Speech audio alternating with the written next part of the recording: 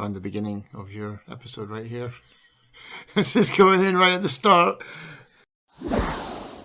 Hello and welcome to Buyer's Remorse. I'm Darren. I'm Justin. In Buyer's Remorse, we try to look through each other's libraries for games that we haven't played yet, that we've just bought, not played, and try and find some games that are usually really, really bad. They're unplayed for a reason, or just experiment with new games that we think each other should play. I picked a board game for Justin. Well, the digital version of the board game. Yeah, because I've played this. We've played the board game. And we've played the board game together. But I wanted to hear what you thought about the digital one. Yes, but you've also played Mysterium. I have, yeah. I had it on my tab because I didn't have like a working PC, and I think it'd be better. We'll get into that, but I think the tablet would probably actually be better.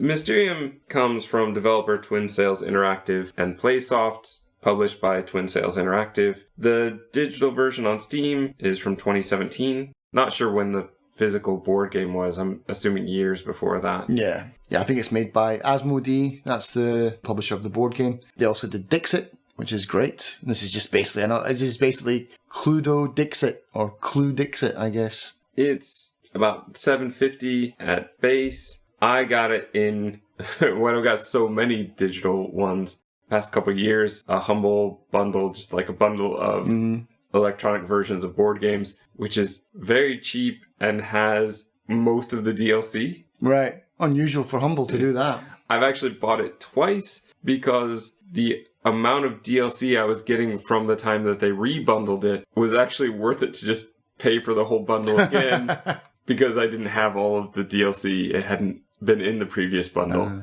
So I actually bought it twice, which I'm fine with. Giving money to charity is always good. Also, this is a bit of a cursed episode because last week we tried to record this. We had like the Texas Chainsaw Massacre outside. Mysterium.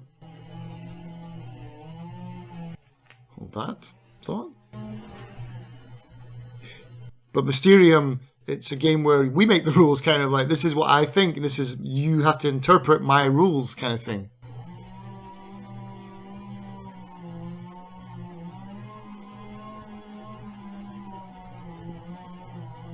I mean, how much could he possibly be doing? How much tree is left? This is just a stump.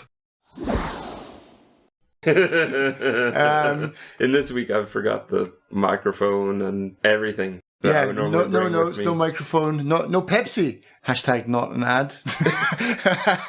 but we will. We will. Yeah, Pepsi, feel free to sponsor us.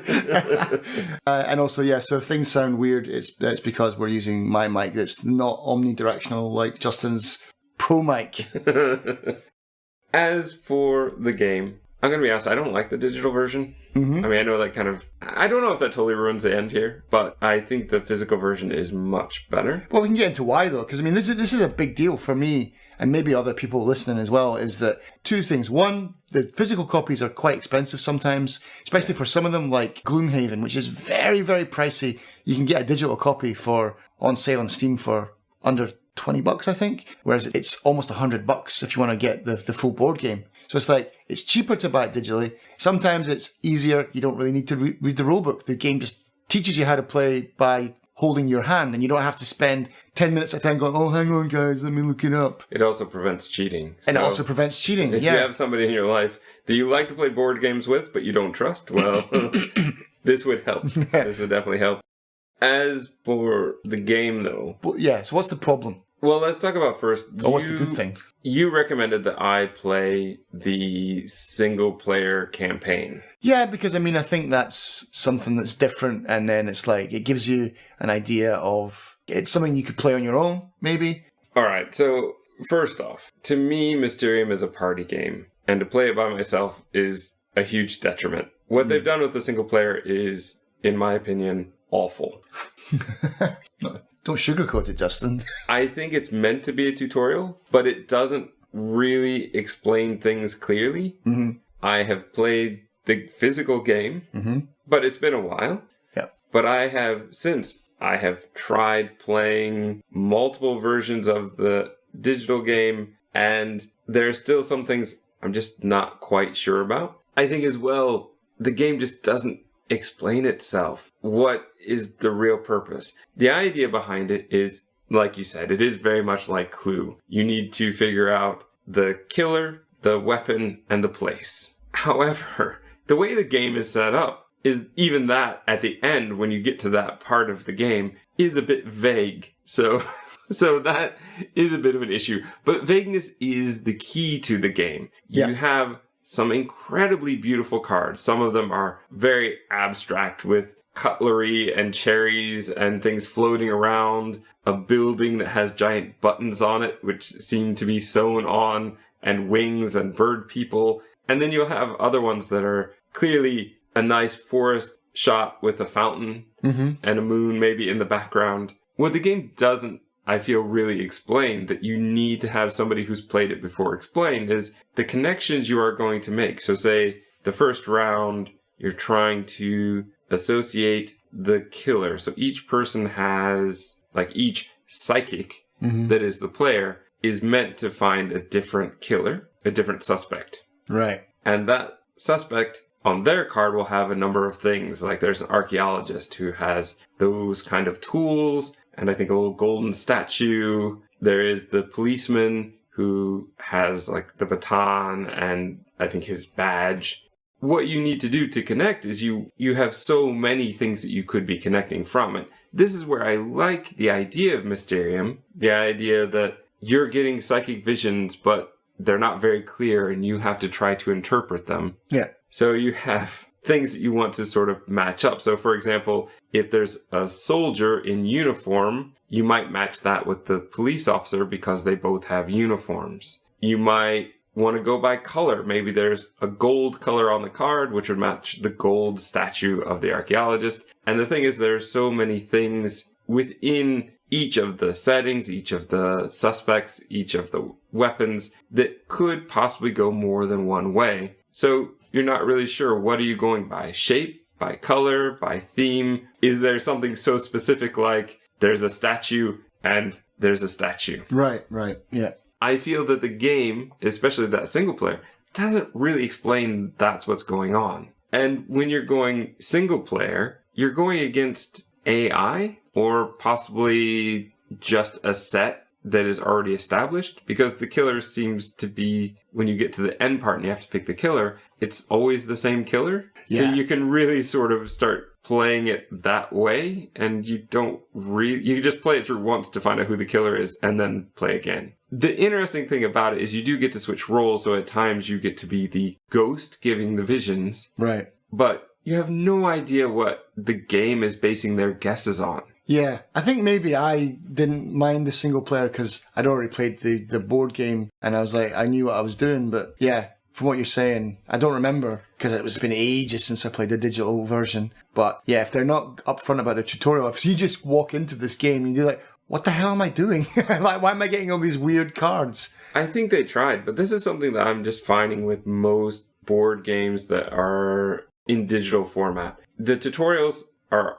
either click here, click here, click here. There, now you know how to play the game. Right, yeah. Or it's just walls of text or dialogue being given to me that is just too much and too confusing. I think they tried to do a good job of scaffolding up. Like when you start the story single player in this one, you do only have, I think, like 2 psychics. And so it's going to build up where there's more and more. So the first one feels very easy because you can kind of just guess your way through it. But the cards are random, which is why when you're the ghost, if you're having to play it a second time because the psychics all got it wrong, you can save cards for the end for the killer you know it's going to be, and for the... so you can game the system, kind of. You can kind of game the system at that point, yeah. Because that is a strategy from the board game as well, though. When you're the ghost, when you're drawing cards, you should be looking at them going, I'll use that. If you're getting the mid-game, you're like, I'll keep that because I might want to use that at the end. That's a good strategy. I'm just not really quite sure how some of the things work. There's this thing where you can choose crows to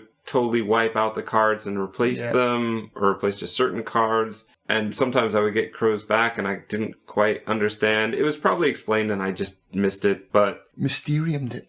Yeah. Sorry. There's always one in every episode. One? No, but I mean, the crows in the board game, yeah, you get 3 crows. Depending, you can choose your level of difficulty. Well, that's part of the thing, too, is I think there's a level of difficulty. With the single player, I don't think there is, but right. in the other areas. I think the game starts to fall apart when you have a story mode, and there's not really story, let's be honest. Yeah, because the big revelation in that is, like, he's dead or something like that. Like, your character is dead, he's the ghost. I think so, something like that. Ooh, spoilers for the single player Mysterium. Did you try the online, though? Did you try and play against other people? I didn't try against other people, but I did try to play against the AI, and I just find it really, really difficult, even on easy. It just chooses things I don't understand. Right. I play the ghost, and it doesn't understand. I have played with someone else, like a 2-player version, and this is why it would work much better on a tablet. You have to close your eyes when it's not your turn. So, Psychic, look now. Okay, close your eyes. Ghost, pick your cards. And so they just have to sit there with their eyes closed the whole time. It's not really fun. Whereas if you had a tablet, then you could at least be hiding it. And truly passing it around, yeah. So that would make much more sense. In fact, a lot of these kind of board games, I think, work much better if they are on a tablet and you can pass and play around to your friends.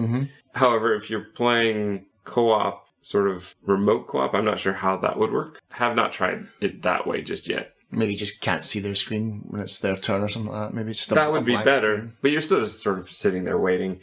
Again, as a party game, while you're waiting for the ghost to choose all the cards, the psychics just be hanging out and talking. Yeah, exactly. It's good fun. I mean, it's a lot of prep for that game though, but yeah, it's good fun. I like Mysterium. I'd like to play it again. I haven't played it we haven't played that for years, man. Yeah, I would definitely give it another go. I just don't quite understand what the point of it is, though, because you as psychics, you have to find one killer, one place, one weapon. Like I said, like Clue. Yeah. But each psychic gets a different suspect. Yes. Why? Just because that's the game mechanic.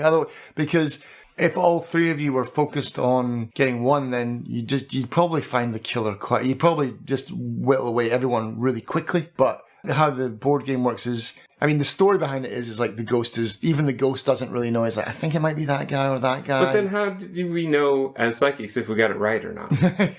Exactly. The game tells us if it's right or not. Yeah, don't think too much about it. Well, that's the problem. In a party game, I'm sitting there having a good time. On my own, I'm sitting there going, what in the world is going here? And my brain is nitpicking it to death. Yeah. Yeah, so I don't understand that. I don't understand I get it, but I don't like it. You can basically have multiple guesses.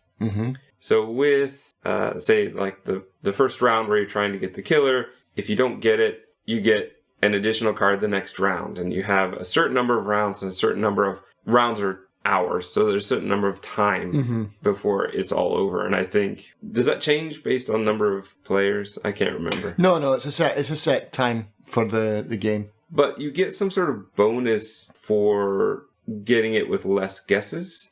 Yeah, you get these little... So at the end of the game, there's like an archway at the top of the game, and you get points for gambling on who's got correct answers and things like that as well. Yes. And so the further up the track you move, then that means the more number of cards you get to guess at the end of the game. Okay. So it's like when you get to the end of the game, some people may only have enough points to see one card, but you might have enough points to see all 3 cards. And so it's like, it becomes a bit of a democratic decision at the end of the game where the person who's been right the whole time has got the most points at the end of the game. So they should be the ones that have the most sway in the vote. And then you, at the end of the game, you decide, okay, who do we collectively think it actually is, judging from these last cards. And that for me is always the part where the game... It's just random. It feels a bit... yeah. Yeah, it feels a bit random. It's one of these 3. I mean, it is random. Yeah. It is. That is one question, though, I did have for you, is you can see as the ghost, you know who the killer, all of those 3 things are from the beginning? No, even the ghost doesn't know. So you can't save the good...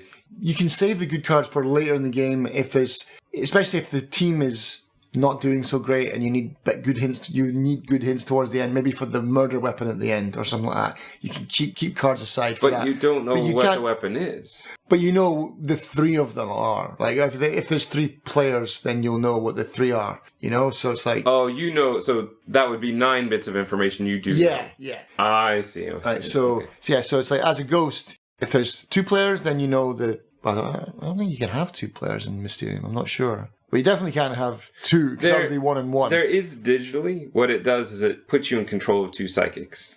The game board behind for the ghost has a row of like 6 characters, and this is like this guy in this place with this weapon, and then so every character has their own suspect, weapon, and place. But at the end of the game, you just take those cards and shuffle them, or I think maybe in the board game you can choose. I think you can choose who the real killer is. Okay. In the digital version, it tells you who it is. And you can be stuck at the end with just rubbish cards that don't fit what you need to give them that killer.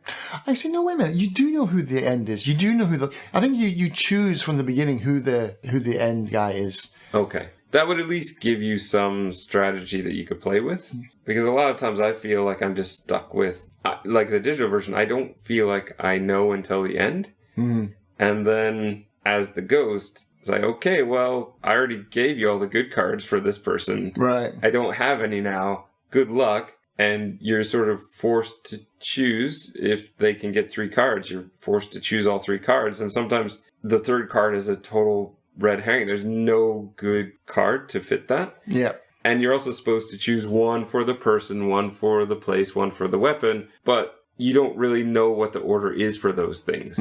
So it's a bit vague for the people guessing, because they don't know, oh, is that supposed to be for the person or for the weapon or for the place? Right. Because the whole thing is just so vague. And I really don't like that you only get 1 shot at it at the end, where the game seems so forgiving early on. Oh, you can have multiple shots. It'll cost you points at the end. We have to vote, and if we vote wrong... Game over. Yeah. It just feels, I don't know, in a game where it's sort of you versus the game in a way, that you could be against other players at the end in the vote and arguing. But the reason I would say that I like the party game so much more is just when you're there with a group of friends, especially given that the ghost is not an AI, it'll be another friend who's controlling the game. After the game is done, you go, why did you pick that card? Yeah, you get to go over it. Like, what the hell were you thinking? It's like, because it's green. Yeah. And it's all I had to go on. Yeah. Like, look at my card, look at my hand that I've got here. I had nothing. Yeah. No, that's good. Yeah. Like the post-game breakdown. Yeah. That, for me, is the fun part of the game. Yeah. And that's it. It's like, it's supposed to be a cooperative game, and putting it on digital is kind of unnatural almost to an extent. It's like, because you miss out on all of this great stuff that comes with the game. I think it can work, but I think it would probably only work if... Like, for me, I don't like playing the AI at all. I find that very unsatisfying. I think if you could have, say, an online chat where people are talking, then 1, it's less boring while you're waiting, and 2, you can have that interaction. So I think it is possible. I just don't have that group of friends that we would all be playing this at the same time. Let's get ChatGPT on it. But I mean, there's some really good games, like Splendor works wonderful as a digital game. I think it's really, really good. Because it's a simple game. It's just a card collecting, buying game, isn't it? There's no real social interaction needed for that. I like Pandemic. I've played Pandemic alone. I've just taken control of all the players. Yeah. Still can't win. It took me a while. Yeah. It's a hard game. I had to figure out my strategy. And that was part of why I was playing, because we had played a number of times with friends, but I think we just kept losing, I didn't kind of understand why, and other people had played it more, so they were kind of taking over a bit, and I just didn't get it. So I sat down for an afternoon and just played until I felt, 1, that I understood the game better, and 2, that I had sort of a strategy that I felt worked for me. Yeah, and that's the problem with Pandemic, though. It is a good game, but I just don't really like it that much, because it's basically whoever knows the game more just takes complete control. And it's not that much fun. The Cure is really fun because it's a quick version of Pandemic. I love Pandemic The Cure because it's much easier. But the real game really still confuses me, even though I know how to play it. There's a lot of little things that are hard to keep track of as well, or rules that can be somewhat confusing. Yeah. But the digital version takes that away. I prefer the digital version myself. I do think tablet is great for that, but it means that only one person's looking at a time. And that does... Because you should be planning your moves ahead of everyone else as well. Everyone should be working. Otherwise, it's like someone's going to take 20 minutes for their turn. And and also you should be working together. Yeah. And it's hard to work together when you can't see it. Mm-hmm. There's another version of Pandemic that I'm interested in, and it's like an evolving board game where you get to, like, basically as you get through the levels of the game, you get to open envelopes. They've got stickers, you put them on the board, it adds new mutations and stuff, and then you basically get to the end of the game. It means that you ruin your game, but if you've got like a core set of players that you love playing that game with, you could play it for a few months together and have this really cool experience.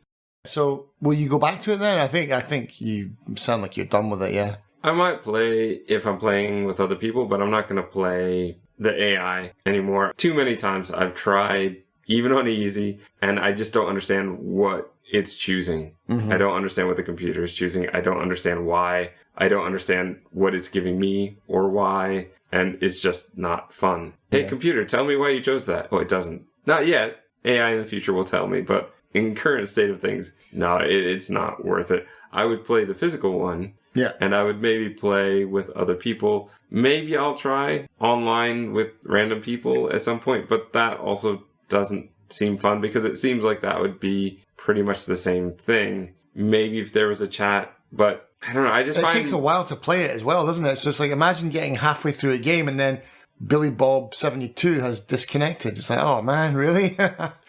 Yeah, so I'm not sure. It just, to me, feels like a game that is a social game, and that's the way that it should be. So who would you recommend it for then, if anyone?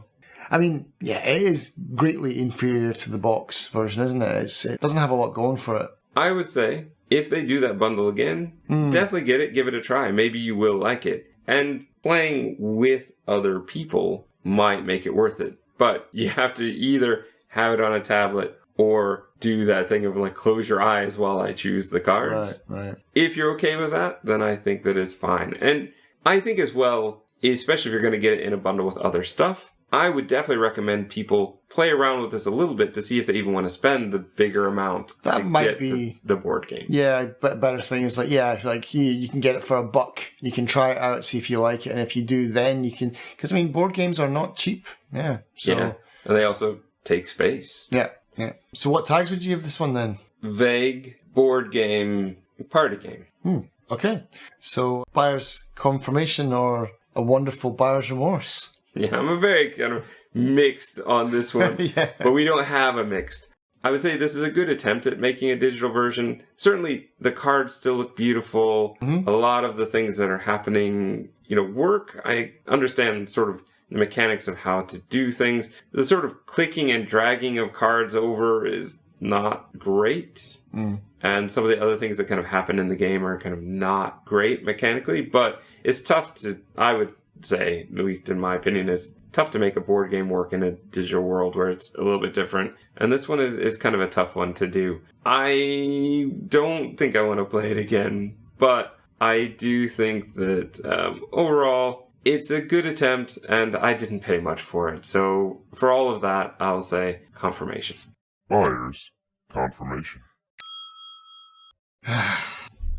Okay. Laughter or fun to it.